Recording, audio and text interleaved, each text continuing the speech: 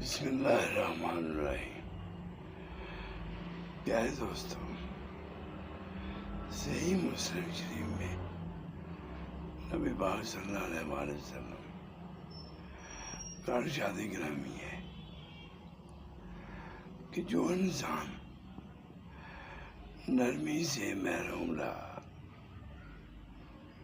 وہ بلائی سے بھی محروم رہے گا۔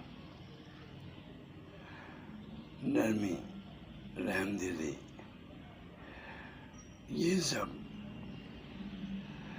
صبر سے منحصر ہے کہ آپ صبر کریں گے تو آپ بھلائی بھی کر سکتے ہیں، اور جو نرمی ہے وہ بھی کر سکیں گے۔ یعنی انسان کو صبر کا دامن نہیں چھوڑنا چاہیے۔